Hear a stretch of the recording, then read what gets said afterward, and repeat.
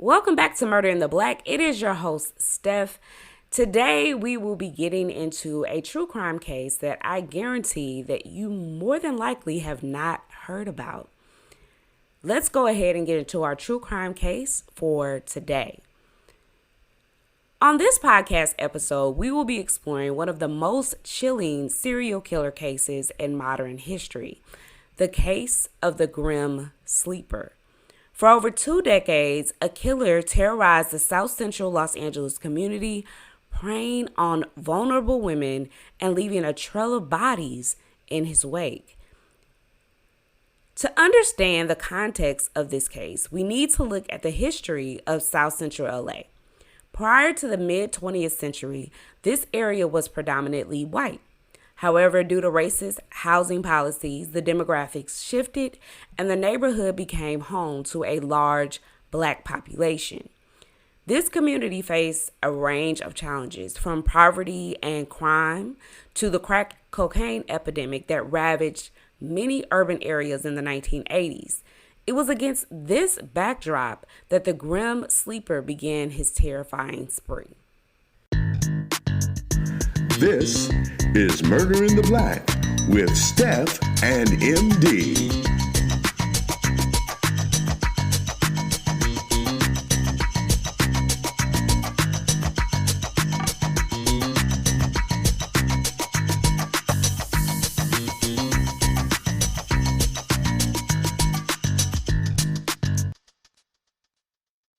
Monique Alicia Alexander was born in 1970, and she was a vibrant young woman who loved dancing, gymnastics, and horses. But more importantly, she just had a great sense of humor and enjoyed laughing and telling jokes. In 1988, just after her 18th birthday, Monique went missing for several days. Her father was able to tell her brother of the news, and he knew that this was unlike Monique. She would never go anywhere without telling her family where she was and when she was expected to come back. After a search, though, Monique's body was eventually found. She had been shot in the chest and was discovered underneath a mattress. And tragically, she did not die immediately from her injuries, so she was left under that mattress in severe pain by herself, which caused her family a lot of distress after hearing that she died this way, because the fact that she didn't immediately die and she was in pain and maybe crying out for her family who had no idea where she was impactful and tragic, to say the very least. Now, the Los Angeles Police Department was left puzzled as they had no idea what had happened to Monique or what actually took place beside the evidence that they were able to find. The only clue was that she was seen getting into an orange Pinto car before she disappeared. Monique's case remained a tragic mystery as the circumstances surrounding her disappearance and murder were not fully understood. Her family and loved ones were left devastated by the loss of this vibrant young woman whose life was cut short under such tragic and mysterious circumstances. A couple of months later, we catch up with Interior Washington. She was 30 years old in 1988, living in South Central. She was a mother of 2, working as a caregiver. She was a native of South Central LA, so she knew her way around the area. And on the night of this horrific incident, she actually had a night to herself. Her children were with their father, and she was planning to go to her friend Linda's home after leaving the convenience store there in South Central LA. But before she could even get her foot outside of the door, a stranger pulls up in an orange Pinto. And she immediately thought that this was a fancy car, and the male in the car seemed very charming and very friendly. So Interior engages him in conversation, and as she bids him goodbye, as she's on her way to go to her friend Linda's home, he asks her if he can give her a ride. And she immediately declines. She tells him, no, that's okay. I'll head to my friend's house on my own. But because he was so charming and so friendly, eventually she gives in and accepts the ride to her friend Linda's home, which is just only a few blocks away. Once in the car, they're engaging in conversation, and she tells him to make a turn to get to her friend Linda's home. But he tells her, no, I'm just going to stop at my uncle's house. I have to pick up something real quick. I'm going to make a quick detour, and then I'll take you over to your friend Linda's home. So she doesn't stop. She just thinks, okay, no big deal. You can make that quick stop, and then we'll be back en route to go to my friend's home. But he jumps out the car once arriving at his uncle's house, she presumes. And when he gets back in the car, he has a totally different attitude. It's almost like she didn't meet the same charming person. And he immediately has a different disposition. He starts driving again, and she tells him once again, make this turn to get to my friend Linda's home. He doesn't. He makes another detour. And it's at this point that Interior really starts to believe that this is no longer a safe situation. He also starts to call her Brenda, and she tells him maybe he has me mistaken for somebody else. I don't know what's going on. So she tells him, I'm Interior. You're supposed to be taking me to my friend Linda's home. But he stops not anywhere near her friend's home and goes into this back alley in a secluded place. And before she could tell him, hey, drop me off at my friend's home, a gunshot goes off. And it's almost like she's kind of disillusioned for a minute because she doesn't understand that she actually has been shot. But before she knows it, she realizes that this man has shot her in her chest.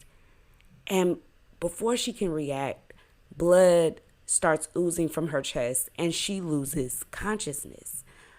But at some point she comes back to, and she realizes that she's being sexually assaulted by this man. And before she could even try to get him off of her or try to stop the attack from happening, she's losing blood yet again, and she blacks out. She comes back into consciousness for a second, and she sees flashes from what she presumes is a Polaroid camera.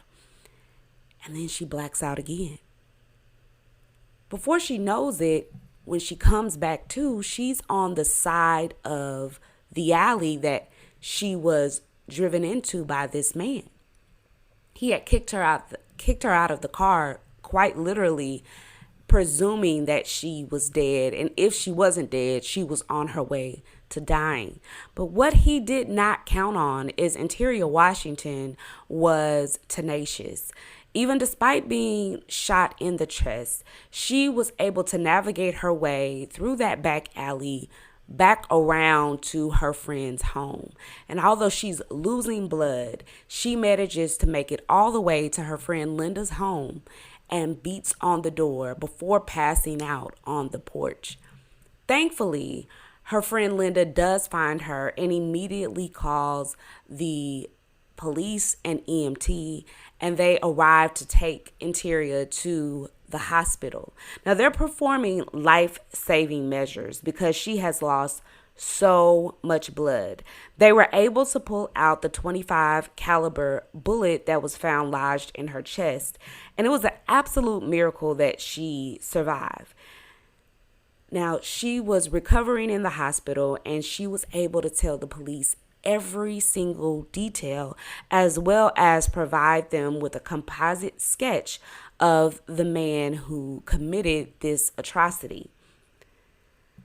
They were able at this point in time to connect the two crimes that happened. The crime of Monique Alicia Alexander, which happened a couple of months before in 1988. And now they believe that this was the same person who committed the crime to Interior Washington and tried to murder her as well. Armed with all of this information, they are able to really get to work immediately. And LAPD, just 3 weeks after Interior's attack, She helped them to identify the alleyway which this man brought her to. So they set up surveillance at the convenience store where she met this guy. And they also set up surveillance at the house that was presumed to be his uncle's house when he ran into the house and went and retrieved what they presumed was the gun.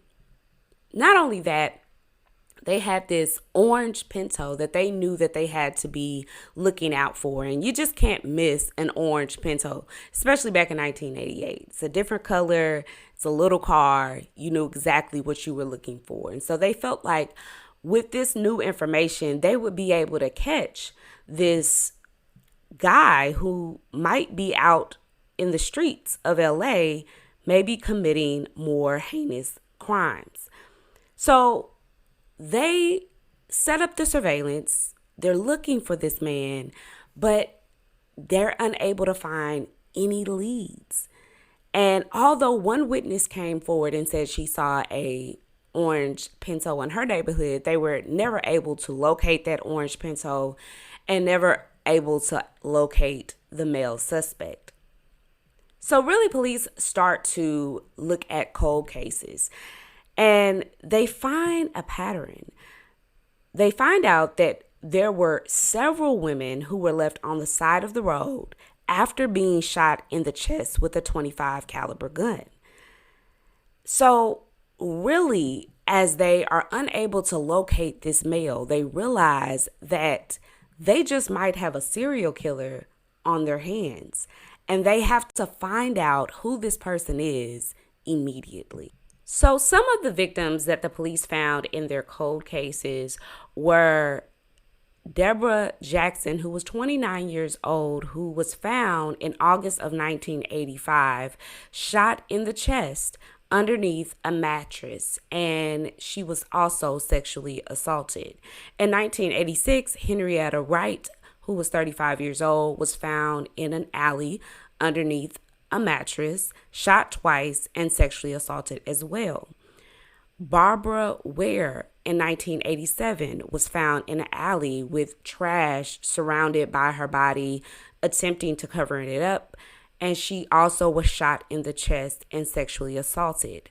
From about 1984 to 1988, police identified 4 more women who were a part of this serial killer's rampage. So they found a total of 7 victims. And they knew that Interior's attack was also connected. Now, they took the bullets from these victims' cases and they sent them off to the forensics lab so they could be compared. And by the 3rd victim, police saw that all of the bullets recovered was shot from the same gun. And they realized they did indeed have a serial killer on their hands. And detectives dubbed these cases the .25 caliber series. Now, no one in the community was notified about these killings. No one knew at the time in the 80s in South Central LA that they had a serial killer on their hands. And so parents were releasing their children and their loved ones out into the public, not really knowing that there was indeed a danger. Now, after Interior's attack, they did have that composite sketch, but nobody really came forward with any information. And they did not know the serial killer's method in picking his victims. This man appeared to be a friend. He didn't seem threatening. These women were willingly getting in his car. They presumed that maybe this person was a part of the LAPD. Maybe he was a police officer. So they continued to follow leads of possibly seeing this male suspect, maybe witnesses seeing this orange Pinto, but everything was really coming out dry and they really had no new leads to follow up on. But by February of 1989, a patrol officer was attempting to stop this car who was moving erratically in and out of traffic. And so when he turned on his lights to pull this car over, the car began to evade the police and a high-speed chase began. But they were able to pull this car over. And it was to the patrol police officer's surprise when they found a off-duty police officer who had a prostitute in the car, and they also were smoking crack. Now, this off-duty narcotics police officer's name was Ricky Ross. They searched the trunk of the car and they found a .25 caliber firearm. It matched the weapon used in the killings that the police found a trend in. So they feel like they have their guy. They arrest him, and they had the firearm, that .25 caliber gun, sent to the lab so they could confirm through ballistics that it was the same gun. And they were able to affirm that it was. So this really was a bittersweet capture for the LAPD. It was bittersweet because, one, they were able to get this guy off the street who was literally terrorizing the South Central LA community. But it also was bitter because it was one of their own. It was somebody that they trusted to take care of the community. So to find out that it actually was somebody who was a part of their own community, who vowed to protect the public, it was also really scary and sad. Now, the DA filed charges in May of 1989, and they were all set for trial. But that's when a bomb dropped. They had new ballistics information that came to light that an error was made in the testing of that .25 caliber gun. And it was not a match. So, of course, they had to drop the charges against Ricky Ross. And he was fired from the LAPD. But the murders seemed to stop. They stopped when they arrested Ricky Ross, and still to this day, there's a lot of investigators who are now retired who believe that Ricky Ross was the Grim Sleeper. But they didn't have any evidence to arrest him or to hold him on those charges, and more years pass by, and there's no new murders, and there's no arrests made, and there's no sign of that orange Pinto. But LAPD had no idea who they were looking for. And the reality is that the victims really suffer in situations where cases go cold because they're waiting and they're constantly questioning, is this the person who murdered my loved one? And for Monique's family, that was definitely the case. Her brother commented that he would always question if the guy next to him was responsible for his sister's death. And that just plagued him and haunted him. Now, police were still working to find out who it was. And Interior was actually recovering from her vicious attack of almost losing her life. And she was constantly questioning herself, is this person going to come back and haunt me? Or are they going to come back and murder me? But it was then that Interior had an encounter with a man who approached her in front of her home. As she was rummaging through her purse, a man came up to her and said, "Do you know who I am?" And she said, immediately, "Am I supposed to know who you are?"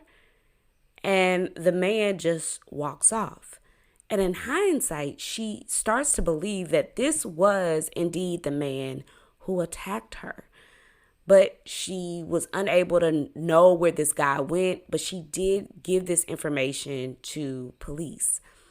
Years passed, actually 14 to be exact, since Interior Washington's attack, and detectives were able to have access to new technology. In the interim, while families are waiting, technology is evolving, helping to solve these crimes. So they had DNA evidence from a lot of the victims that were at the hands of the Grim Sleeper. He left behind saliva and semen on his victims. So they ran his DNA in the federal data bank, which consisted of felons. and they really felt like they were going to get a hit. However, frustratingly enough, they did not get one. So they went back and tested it again, hoping that maybe they would get a hit. But they did not. However, they did find that there were 2 more cases that were tied to this faceless man. It was Princess Berthmew in 2002 and Valerie McCovery in 2003. They were killed by the same person who was committing these heinous murders to the women in South Central LA. The killer really never stopped killing victims as they thought in the beginning. And this is when they were revitalized to really solving this case, because this serial killer was bound to keep murdering women in their community. Now, Princess was a teenager. She was 15 years old, and she was in foster care just 6 months before she decided to run away. And when she did, 3 months later, she was found in an alleyway, raped and strangled. This really was horrific for the police to find out that a 15-year-old young girl had been killed. Now, in April of 2007, another woman matched the DNA profile to hunt this serial killer. And they wanted to keep their investigation quiet based on what happened to Ricky Ross, because it really was a buildup for the families when they found out that Ricky Ross really was not responsible for the deaths of their loved ones. And so they really just wanted to just keep it hush hush and low key for the sake of ensuring that they had all their I's dotted and all of their T's crossed. But, the press has a way of getting a hold of information, whether the police want to keep it quiet or not. And Christine, who was a journalist there in LA, wrote a piece in August of 2008, and she dubbed the killer the Grim Sleeper. And a lot of the reason why she dubbed him the Grim Sleeper is because he took this hiatus as far as she knew and as far as the police knew. He took a hiatus from killing, stopped in the 80s, and then picked back up in the early 2000s. Now, the LAPD had to address the situation once Christine's article came out in the press. They had to hold a press conference. And that's when they acknowledged that there was a serial killer in the community. And they put up a $500,000 reward for any information that the public could bring to them so they could capture the serial killer. Now, the families were shocked because a lot of the families of the victims of the Grim Sleeper really felt like some of the retired investigators, that Ricky Ross was still out and he was responsible for the killings. They also didn't know that the killings were still happening.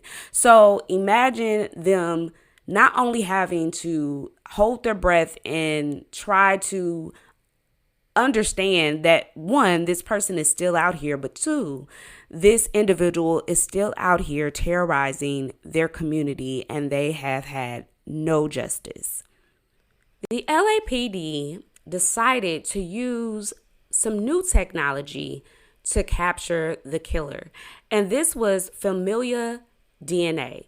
And I want to stop and say that familial DNA was something that was very new at the time, but it has been used in the case of the Green River Killer. If you guys are familiar with that case, it was used there to solve that case. And so California was hoping that it would do the exact same thing here in South Central LA. And they actually looked up because Christopher Franklin was brought in on a weapons charge, and because he was a felon, they had to take his DNA. So they got a DNA swab, and he comes back as a partial match for the Grim Sleeper. Now, one by one, they're able to eliminate all of Christopher Franklin's relative, all but one, his father, Lonnie Franklin. Now, his father lived on 81st Street, which was a couple of blocks away from where Interior's attack took place. It was on 81st and Western. And this kind of was the area in which a lot of the murders took place. A little bit about Lonnie Franklin. He was 57 years old. He lived in South Central all of his life. He was married, had 2 children, and a lot of people in the community describe him as a very likable guy. He was giving away cars. He would fix your car because he was a mechanic for $20 or so, get you on your way. He looked out for everyone on the block. That is what one neighbor said. He was kind of like their community watch there for them. He worked as a garage attendant for the police department for a short bit of time, but eventually was transferred over to the sanitation department where he worked as a garbage man. So police immediately started 24-hour surveillance on Franklin because they wanted to either confirm that it was him or rule him out so they could move on to somebody else within the Franklin family. So if you're familiar with true crime, you know that police can get a public DNA sample from you as long as you discard it, you put it in the trash. They're able to use that as evidence and run analysis on it. So they stay on him for a number of days, but he never discards his DNA in a public area. He puts his mouth on something and he never throws it away in a public space that the police can come and recover it. So they really felt defeated in a lot of ways because they just felt like, golly, does this man know that we're following him? Does he know that we're on to him? Even though they hadn't given him a reason to know, they just felt like it was just very odd that he never discarded anything with his DNA on it. That was until July 4th of 2010. They were running surveillance on Lonnie, and he was headed to Orange County for a birthday party at a pizza spot.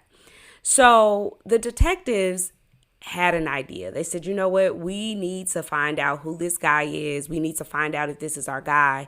We're not going to leave it up to chance. So 2 of the detectives who were running surveillance volunteered that one would be a server and the other would be a busboy. And they say in this documentary that it was probably the best service that Lonnie Franklin ever got because they were very attentive to making sure that they got the napkin that he wiped his mouth on. They also got the fork that he used, and they also got a crust of unfinished pizza that he had eaten from. So these 2 detectives give it to the lead detective, who in turn immediately goes to the lab so they can get an analysis of the DNA that they were able to recover. But they don't just stop there. They continue to have surveillance on Lonnie until they're able to confirm whether or not this was a viable sample. And it was while they were out in the field that the lead detective got a phone call from the lab. And initially they said that the fork that was used, the napkin that was also used, had no viable DNA sample on it that they were able to test to confirm whether or not this was the serial killer. However, there was a slice of pizza or unfinished pizza that they also brought into evidence with them. According to the lab tech, that was exactly what they needed because on this leftover crust of pizza was a cold slice of cheese that had a viable sample of Lonnie Franklin's DNA. They ran that DNA and found out that he was a match to the DNA they already discovered on the victim's body. Lonnie Franklin was indeed the Grim Sleeper. Because they continued to run surveillance on Lonnie, Once that detective heard that piece of information, he immediately swooped in and arrested Lonnie Franklin.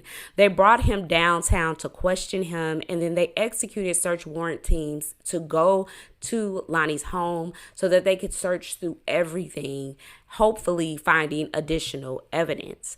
Now, when they sat Lonnie down and talked to him, they asked him point blank, "Do you know why you're here?" And Lonnie, of course, denied knowing why they would pull him in and arrest him. But they confront him with everything. They say, "We have your DNA evidence found on these victims."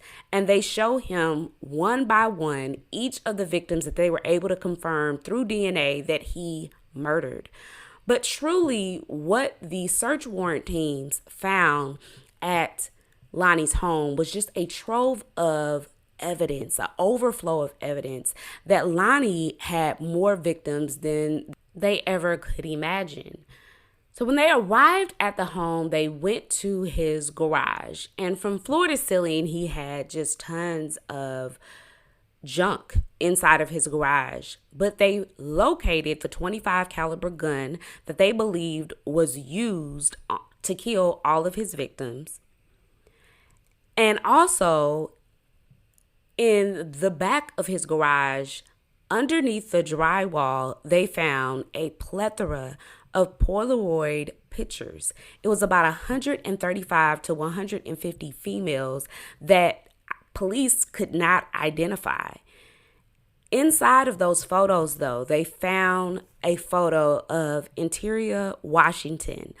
And this just confirmed that everything she said happened 23 years ago did indeed happen. And this man had kept the photo of who he believed he killed.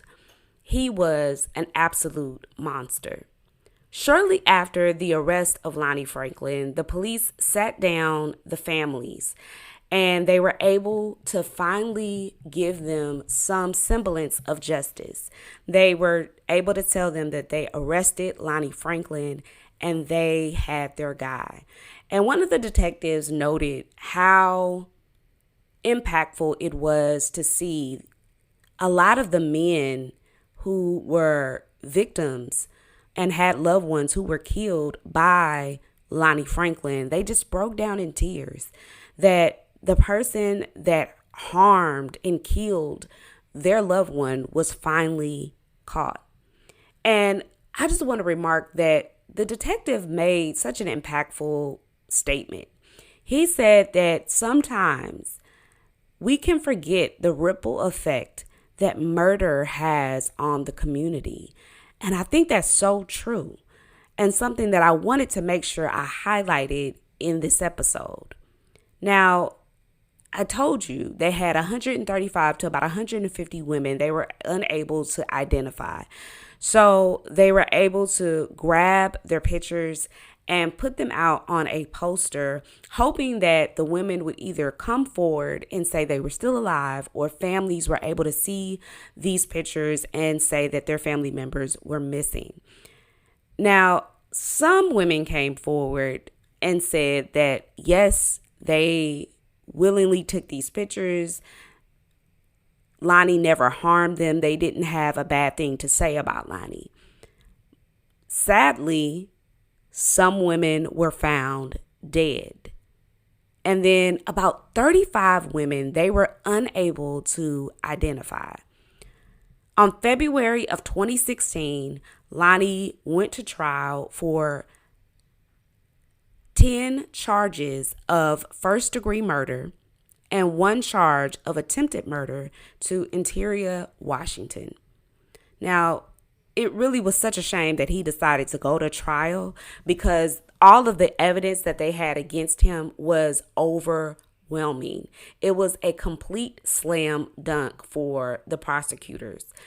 They had the pizza slice, which was the viable DNA sample that confirmed that it was him in all of the cases. They not only had that pizza slice and the DNA evidence, but they had the pictures they found in his home.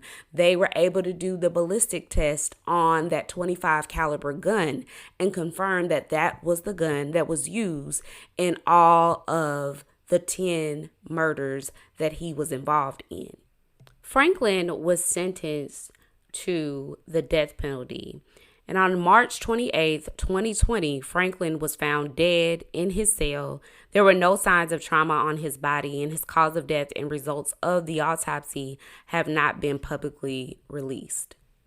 Before we end this episode, I want to highlight Lonnie Franklin's criminal background. And I know you're probably saying, wait, I thought you said he didn't have one, and they ran his name through that felony database and he didn't pop up. Yes, all of that is true. According to his neighbors, they had no idea that he had a criminal background. But not only that, the police did not know that he also had a felony in his background. And this is why. Back in 1975, he was dishonorably discharged from the United States Army after being released from prison for his conviction of gang raping a 17-year-old girl in Stuttgart, West Germany in April of 1974. So because it happened in Germany, the Army could not charge him with the felony because of where the crime took place. Now, it wasn't just Lonnie Franklin. It was actually 2 other servicemen who were present and participated in this heinous rape. Now, during this rape, it was highlighted that he took photographs of the rape. And this would be known because he also did this when it came to the rapes that he committed back in South Central LA. Now, in 1989, he was convicted of 2 charges, which were both misdemeanors. One was a charge of battery, and the other one was a charge of theft. He only served time for the theft charge. So that explains why the police didn't initially look at him or couldn't find his DNA inside of that felony database. And although he committed 2 misdemeanors, they weren't felonies, so they didn't have his DNA based upon those facts.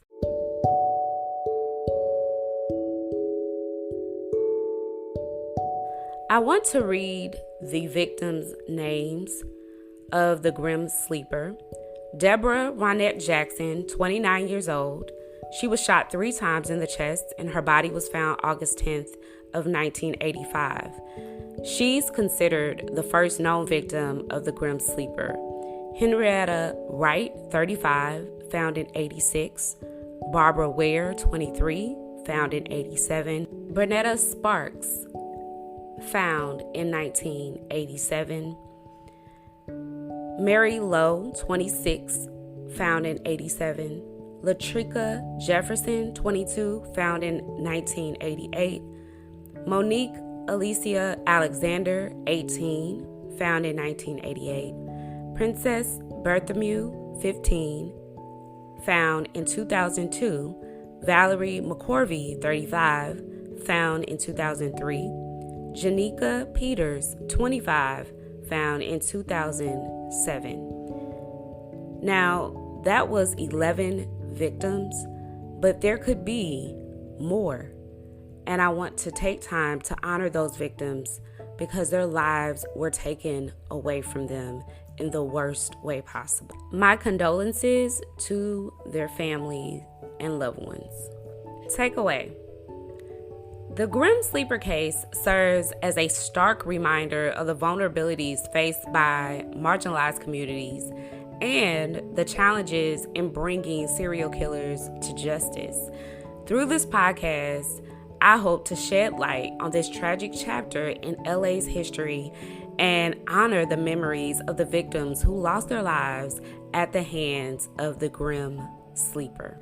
I hope you guys enjoyed this episode for the week. I really am always kind of not necessarily shocked about the Black serial killers that I have talked about here on this podcast, but I just think it's interesting that in true crime, in the world of true crime, they don't cover a lot of these Black serial killers. It's not highlighted in the same way that the white serial killers who we hear about, the Green River serial killer and Ted Bundy and a lot of these other prolific killers, Jeffrey Dahmer. We hear about them more than we hear about the other ones I've covered here on Murder in the Black. And I just think that's an interesting dynamic that exists. And I want to ask you, what do you think about that? Why do you think Black serial killers aren't covered in the same way? For me, I personally am always excited to share about the Black serial killers here on Murder in the Black, because the public or society here in America would have you to believe that Black serial killers don't exist. That's something that is only reserved for white people. They're the serial killers. And the truth is that that's not true. These people are living amongst us. The monsters are not underneath our bed. They walk amongst us. And I think we all need to know that serial killers come in all different shapes, sizes, and shades. And they are amongst us. And we all have to be very vigilant to know that inside of marginalized communities, because the overwhelming narrative is that it's just white people. And that's not fair to white people, right? Like, that's just not fair. There's other serial killers. And I think we know that intellectually, but I think a lot of stereotypes are put out there that isn't the truth. So I'm anxious to hear about what you guys think about the question I posed. Also, I think the LAPD actually did a good job here, right? I think that the LAPD has a reputation of sometimes or oftentimes not showing up for the Black community there in LA. But they actually did this time. I just wish that when they found out that there was a pattern inside of the killings, and they were able to connect all the different murders that were happening amongst the young women there in South Central LA, I just think that if they were able to tell the community, I think that was a good warning that there was an imminent threat. I think people react differently when they know there's an active serial killer inside of the community. And I think there's a way that you can do that and still be able to have some integrity in your case, not give away all your marbles, so to speak.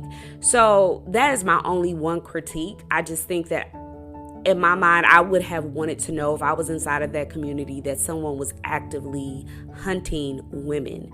So that is our case for the week. I want to let you guys know we have one more episode in season 6. And for those 5 people who have left a review, the first 5, you know who you are. Make sure you contact me on Instagram and or Facebook, and I will get those gift cards digitally over to you. Until next time, friends, this is Murder in the Black. Make sure you share if you care, and I love you. Bye.